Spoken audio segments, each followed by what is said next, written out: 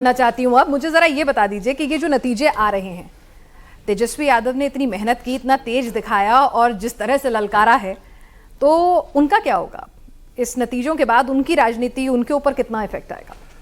अब सौरभ जी का कॉफी वाला शो होता तो मैं कहता कि वो कहीं शायद उन्होंने वीजा वीजा लगवा लिया है, कल परसों जा रहे हैं इलाज करवाने के लिए। खैर मैं वो अभी नहीं कहूँगा क्योंकि ये एग्जिट पोल का है। एक बात मैं ये कहना चाहता हूँ कि तेजस्वी यादव ने जो चुनाव लड़ा, उन्होंने अकेले लड़ा। वो एक सामूहिक नेतृत्व को भूल गए। वो न जगदानंद सिंह कहीं चुनाव प्रचार में नजर आए, न पुराने जितने भी आरजेडी अब्दुल बारी सिद्दीकी कहीं नजर नहीं आए।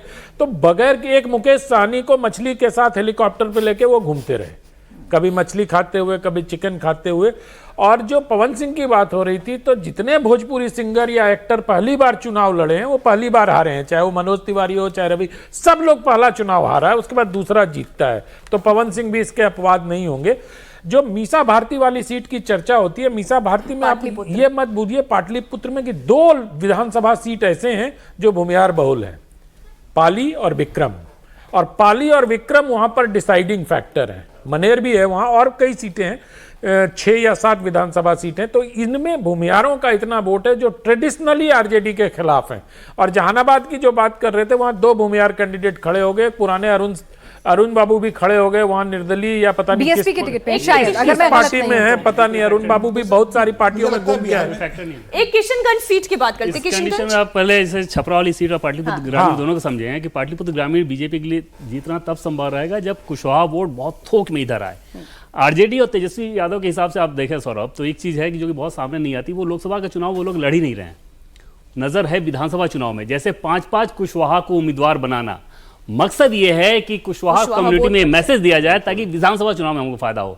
निषाद को लेके जो मुकेश सहनी को उन्होंने अपने साथ रखा, कई सीटों पे, जैसे पूर्वी चंपारण की बात कर लें, निषादों ने जबरदस्त तरीके से आरजेडी गठबंधन के पक्ष में वोट किया है। तो इसका उनकी नजर है विधानसभा चुनाव के लिहाज से लेकर लोकसभा में उसका इस्तेमाल कर रहे हैं। छपरा में एक फायदे वाली बात बीजेपी के लिहाज से ये हुई कि आमतौर पे आरजेडी के समय में ठाकुर वोट प्रभुनाथ सिंह के चलते बढ़ जाता था। अब प्रभुनाथ सिंह के बेटे बीजेपी के साथ हैं, तो राजीव प्रताप रूडी के लिए बहुत कंफर्टेबल सिचुएशन हो गई है, वहां पे रोनी हारेंगे। प्रोफेसर साहब आप कुछ कहा, एक सेकंड वो मैंने उनकी बात रोक दी। लेकिन मैं फिर उसमें बोल रहा हूं कि वहां पर जो प्रभुनाथ सिंह वाला जो कह रहे हैं छपरा में, वहां राजपूतों का वोट कोई 2.5 लाख के आसपास है, लेकिन बाकी सवर्णों के साथ भी उनकी प्रतियोगिता होती है। अब वो वोट शिफ्ट कर रहे हैं या नहीं कर रहे हैं, मैं जैसे रिएक्ट करता था, हाँ, इस बार जबरदस्त मैं उसी तरफ इशारा करना चाहता था। जो काराकाट में एक हुआ क्या है कि कोई भी राजपूत का बड़ा नेता आकर के कुशवाहा के पक्ष में प्रचार नहीं किया, जिसके बारे में जो लोकल इंचार्ज थे वो बार बार उनसे आकर के कह रहे थे कि आप प्रचार कीजिए। यहां तक कि औरंगाबाद से सुशील कुमार तक भी वहां पर आकर के वो कैंपेन में नहीं पार्टिसिपेट किए। पवन सिंह सबको खुद फोन कर रहे थे कि मैं रहूंगा तो मोदी जी के साथ ही, तो आप लोग ना आए। हाँ, जिस भी ठाकुर नेता को बुलाया जा रहा था, पवन सिंह को जैसे पता चलता था तो वो फोन करके बोलते थे कि मैं भी जीतूं तो मोदी जी के साथ ही हूं, तो आप लोगों को आने की जरूरत नहीं है। अच्छा, नीतीश कुमार, अभी आपका जो सर्वे बता रहा है, जो चोट पहुंच रही है 2-4 सीटों की, 6 सीटों की, ये नीतीश कुमार के कैंप में से आ रही ना? नहीं, एक उनका भी सीट है और लोजपा का भी एक सीट है। जो वैशाली सीट है वो बहुत मुश्किल सीट हो गई है। वहां पे मुन्ना शुक्ला अच्छा लड़े।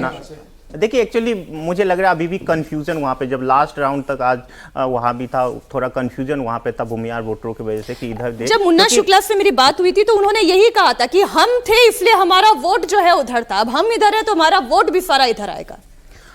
मेरे ख्याल से जो मुश्किल जो शुरू हुई लोजपा के लिए, वो वीणा देवी स्विच करके पशुपति पारस के साथ चले गए थे, तो उसके वजह से बहुत ज़्यादा उनके लिए जो लोजपा का जो कार्यकर्ता वहाँ पे था उसमें भी बहुत ज़्यादा एक्साइटेड नहीं था। दूसरी जो वजह भूमिहार वोटरों का रहा, वो 2 कंसर्न बहुत बड़ी चीज़ है जिसके वजह से वो सीटें लूज कर सकती है। उससे ज़्यादा बड़ी आरजेडी के पक्ष में आएंगे, भूमिहार आरजेडी के पक्ष में आएंगे, मुझे लगता है बहुत कम। उनकी ज़्यादा बड़ी समस्या जो है वो ये है कि वीणा देवी के पति के साथ जो जेडीयू के ही एनडीए के ही जो एमएलए उनके साथ बिजनेस पार्टनर हैं, मुजफ्फरपुर में कुछ समस्या आई, उसका भीतरघात वाली समस्या ये झेल रही है, उसका रिएक्शन वो लोग इस रूप में दिखा रहे हैं। कम से कम एनडीए के 2 विधायक ऐसे हैं जिन्होंने इनके खिलाफ बहुत काम किया, फिर भी देखिए क्लोज मार्जिन के साथ वो सीट निकलेगी। नहीं तो वैशाली निकाल रही है एनडीए, क्लोज मार्जिन के साथ वो सीट निकलेगी। नहीं, निकल रही है। हमारे सर्वे के अकॉर्डिंग तो आरजेडी निकाल रही है। अच्छा, दो सीटें जो कांग्रेस को दी हैं उनसे एक सीट और कौन सी? एक कटिहार वाली सीट है। मैं किशनगंज बार-बार पूछी थी, फिर वापस कटिहार ले वाली जाती है सीट, बात। कटिहार और किशनगंज में कांग्रेस का एज दिख रहा है। दो वजह, दोनों मुस्लिम डोमिनेटेड है। कटिहार में भी अच्छा खासा मुस्लिम की आबादी है।